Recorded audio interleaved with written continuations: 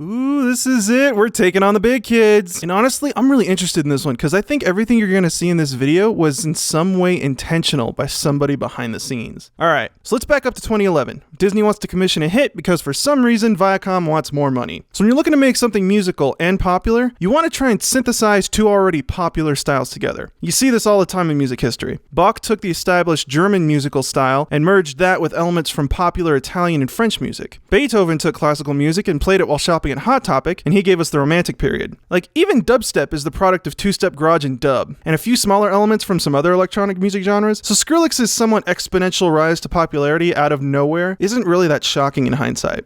Okay, so what the hell does this have to do with the Tsar of Farce, the Prince of Parodies? Melvin James Brooks. It's got to be the king.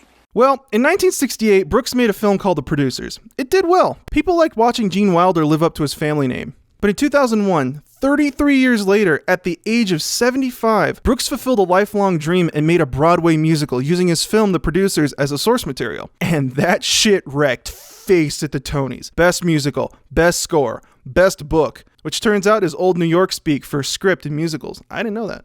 It was so damn popular that they remade the film in 2005 and modeled it after the musical. And honestly, it really struggled to bring the stage to the screen.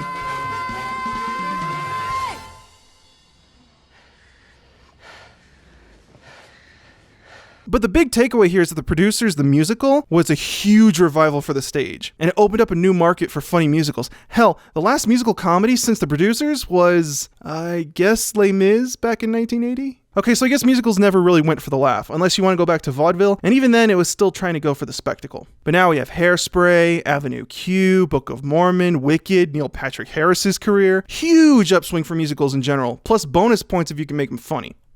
Alright, so let's get back to Disney. So they want a hit, and I'm convinced that a suit somewhere behind the scenes knew what he was doing, and he looked towards the popularity of the stage to give their movie a new edge. So let's take a tried and true model, princesses, magic, big love ballad, and make it more musical, as in stage, not as in like freaky vibrato. Man, somebody needed decaf. So what can you sprinkle into a Disney movie to make it sound more musical? Well, let's get someone on the team who's worked on these newer musicals. How about that husband and wife team Robert Lopez and Kristen Anderson Lopez? They both worked on the 2011 version of Winnie the Pooh, and Robert Lopez has ties to the stage in that he worked on both the Book of Mormon and Avenue Q. Awesome. So what else can we do to make this Disney movie a little more Broadway? Well, we can get One and only Adele Dazeem. She's been prevalent in the stage musical revival of recent years, and she's a really big name that we could put on the marquee. Plus, she's got that whole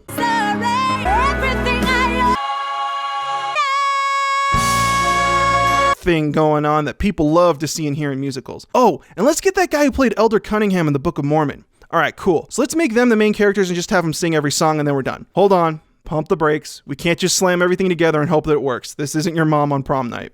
Getting a good team and cast is going to be really helpful to bring this project together, but there are a few major differences between a musical and a Disney movie that are going to make merging them together really difficult. And you're going to have to get creative on how you're going to stitch this Franken movie together without making it seem sloppy. So for example, your average Disney movie is roughly an hour and a half long, which is also about as long as it takes for the average middle upper class stay-at-home parent to slam a fifth of vodka, and no, that's not a coincidence. Whereas a musical is about 2.5 hours plus an extra half hour for intermission. So how are you going to cut this? Give the movie a 3-hour running time? Well, no, because at that point you're dealing with alcohol poisoning. So we have to look at why a musical's so long, and use those elements in our movie. And like anything else, musicals last an entire afternoon for the same reason Disney movies try and stay in that 90-minute runtime.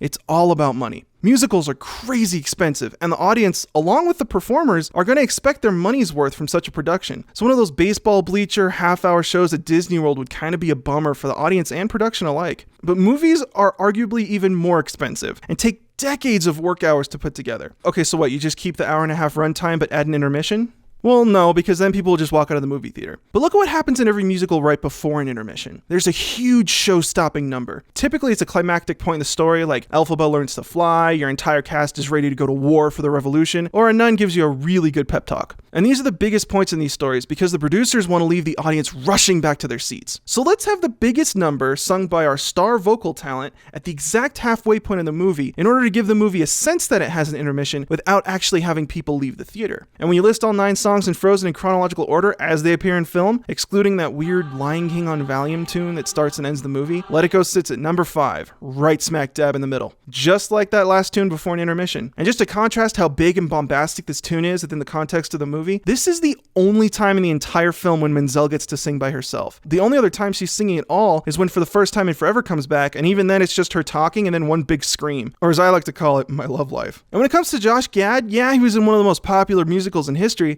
but he was the funny guy. Not necessarily belting all the time as he was trying to nail his comedic timing. Alright, well let's give him the funny character with a funny number, and have him sing right before the movie starts getting a little more serious and mortally wounds one of our leading characters. And there are a lot of other smaller elements of musicals that they use to make this movie feel a little bit more like the stage. Like typically your pre-intermission finale, you want to have like one really strong repeating phrase that gets stuck in the listener's head. So like there's Defying Gravity for Wicked, or Les Mis had One Day More, or Climb Every Mountain for The Sound of Music. Another musical element is text setting, which isn't that big of a deal, just know that typically these tunes are pneumatic, but that's not a huge selling point. Or like another thing musicals do that really strays from the Disney idiom is that musicals tend to have a wider variety of musical genres within a work than a Disney movie would. So like you look at Tarzan or The Lion King, and you can tell that a lot of the music was either written by or circulates around Phil Collins and Elton John's works respectively. Like when you watch a film from Disney's first Renaissance, you expect one of those shimmery choral arrangements to start the opening credits, and it kind of establishes the tone and sound for the rest of the tunes in the film. And this consistent musical style is still mostly carried on throughout Disney's second Renaissance. But with musicals, there's a greater variety of genre in between the numbers, and this is really to cater to the wider spectrum of people that are going to show up to a musical. If you bring a family, you have to have at least one tune for each person, otherwise that 3-hour runtime is going to be agonizingly slow. Like for those of you who haven't seen Lion King the musical, it's great. Go see it. But I swear to God, there's like a solid 3-minute scene in the elephant graveyard where the entire stage just turns into an acid rave. But back to the variety thing, that's kind of why you have some tunes in Frozen that stick out way more than most tunes in a Disney movie, like Fixer Upper for example, which always sounded a little too much like Avenue Q for me. He's just a bit of a fixer-upper. He's got a couple of bugs. There is life outside your apartment. Okay, so now we have a stage musical Disney movie. How can we make it even more popular? I know, let's add the 4 chords. Wait, no. Ever since those Australian guys made that video, people have been catching on to us. Okay, fine, just put it in the part that's going to be in the trailer. Let it go, let it go. So there you have it. That's basically how Disney manufactured a hit. If it wasn't for Mel Brooks causing a musical revival with his hit show The Producers, Disney would have never looked to the stage to make their film more popular, doing to Idina Menzel's career what Star Wars did to basically its entire cast. Moreover, that's why Let It Go stood out even more than other popular Disney songs or musical hits. It was the defining song that made an already popular Disney movie bring the stage to the screen.